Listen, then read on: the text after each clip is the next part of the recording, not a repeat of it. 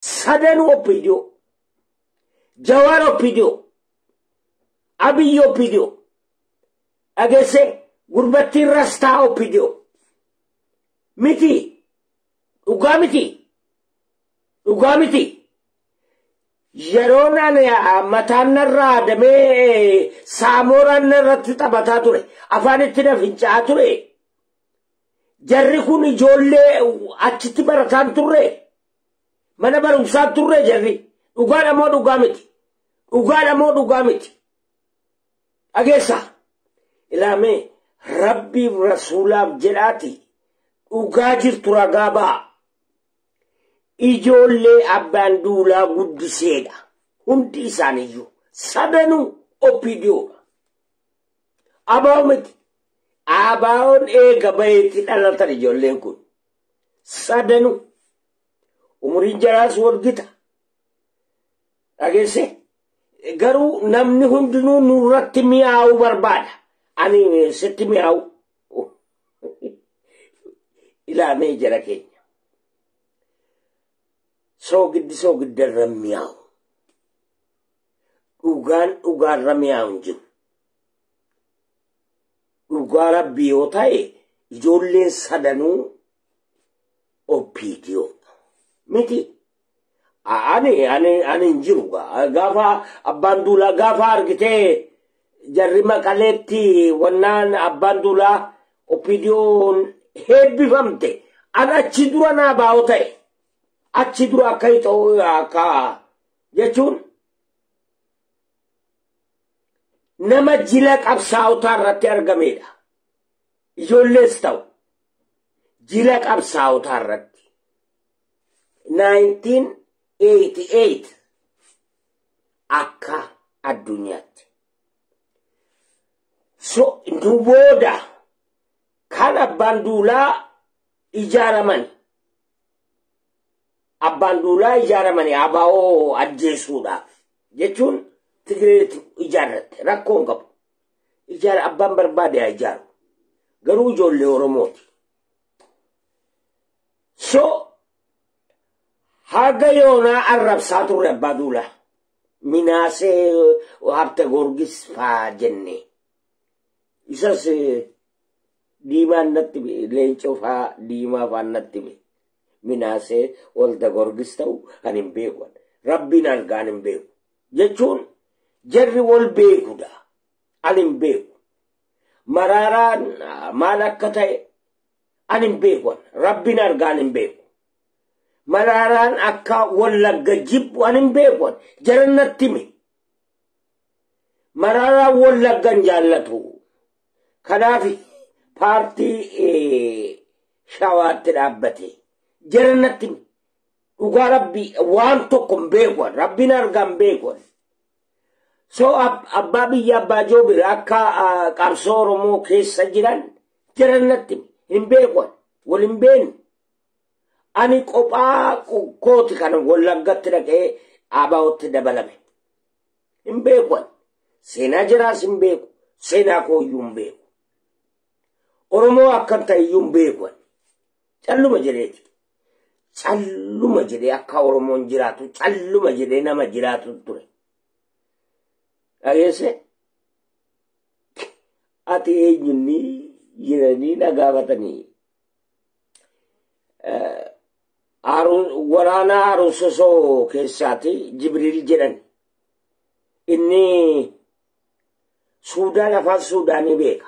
Ankuburittan harka kennuus wallahi billahi hin beeku. Harka kennu naan akkasumatti dhaqee harka kennu. Edaa namni yoo waraana irratti booji'ame gara bara sanaa Beraawiti dirnaatu jira.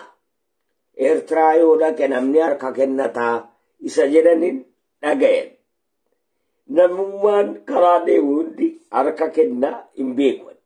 Calluma jedheen harka ol qabe. Harka ol qabe. Ees kuburi. Inta shunuu. Hin beeku. Taal jedhan hin beeku. Faddal hiinaa jedhanii taayi jechuu natti fakkaata. Wanna nan taayi. جنان جبريلي أمو سايكلين ديما إسواما تعال نمي چكنا دبسي جراني أفان غرا كيساني دبتا أتي أنا جيب منجرين أتي مالي أنا إسلام حقانو ما قفن بيك ربنا رقا أنا إسلاما في أنا جيب ما قفن بيكان ورموان جرانو هم بيك So, Jibril tu warana harusoso keessature. Jibril tu maal jedhani Oromoo jedha. Yeroonni Oromoo jedhu televizyiina Itoophiyaatiin walitti qabsiisan. Kun sagalee afaan Oromoo televizyiina Itoophiyaa. Isa jettu walitti edaa nuti ay Oromoo amma achitta walitti qabsiise hin beeku wallahi hin beeku akkan Oromoo ta'e isa Jibriil Oromoodha jedhee na galmeessan televizyiina Itoophiyaatiin walitti fidemmo mataa kooti akkasittani dhaqee waraanatti dabalame. Ilame jara keenya bara sana keessa ABO'nis hin jiru OPDO'nis hin jirtu eegaa dhiyoo achi waggaa 8 darbee boodati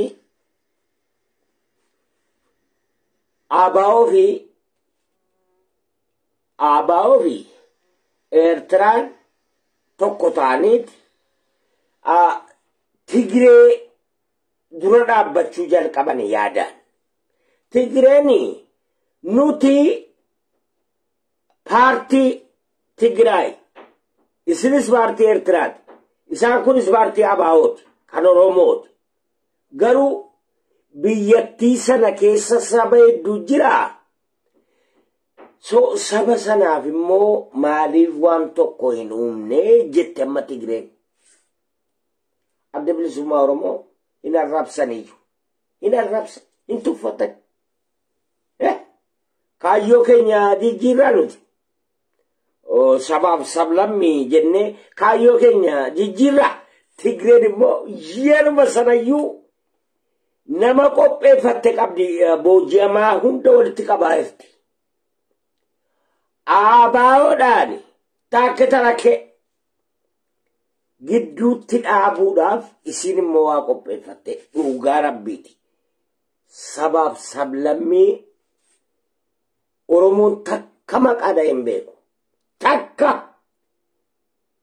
takka paartiin Oromoo takka maqaadhaan hin beekan takka qooda kennaniif hin beeku akka nama tokkotti baneen eenyu Abate kisho kabakabu galfato beekamar galfato nabiratti ijoollee leenjiseera ijoollee hakimoota leenjisee fi wallahi sidaamaaf ijoollee ergeera ijoollee 5 fayyaatti leenjisee anaaf Dr. Dida Huqqaa So amma Kenya jirata. So hebbimne wannaayyuu fudhadheeraan. Dhageessa. Dhaloota leenjisuudhaaf dhaloota qaruudhaan sidaamarraa galfatorraa fudhadheeraan waraqaa nagahee kabajaaf ijoollee nu leenjisuudhaaf. So jara keenya akkasi anummaa luqqaan isin argitan kun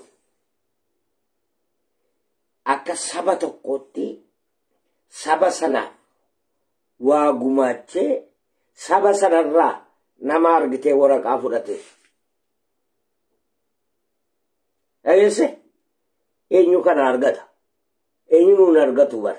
Ilaa wannan kana jedheefi nama keenyatu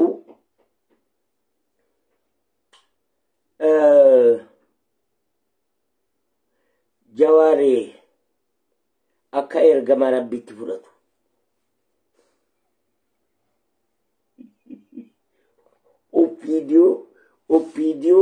Opinion walirra babbareeddi bar. Walirra babbareeddi bar. Opinion abbaa duulaa jira. Opinion Muktaar Kadirtu jira. Opinion Lammaatii fi Abiyyi jira. Opinion Jawaartu jira. Opinion Rastaatu jira. Sadanummoo kaayyoon isaanii tokko. Aangoo barbaadu malee wooma tokkoyyuu hin barbaadu. Hin sobdi. Hattuudha. Sadanuu hattu. Kaleessa moo Abiyyiin eebbiftee Jawaariin arrasaa turte. Arrammoo sadanuu walitti qabda. Ati maraatte naan jechuu dandeessu dhugaadha yaa. Nin maraadhe. Fayyaanuun jiru bara. Ilaala. Dhugaadha. Sadanuu opiniyoodha. Amantes amanuu baattes. Jira boo Tawfiq. Ilaala. Qoy. Dhugaadha moo soba. Jawaar opiniyo miti. Marroon opiniyo miti. Abiyyi opiniyo miti. Lammaan opiniyo miti. Opiniyoon kan irra qulqulloofte jira malee hundi isaaniiyyuu opiniyoodha. Dhageesse isa kam xaarreeti najesummaarraa baafna yoo jettan Abiyyiin xaara. Wallahi billahi. Maaliif jennaani?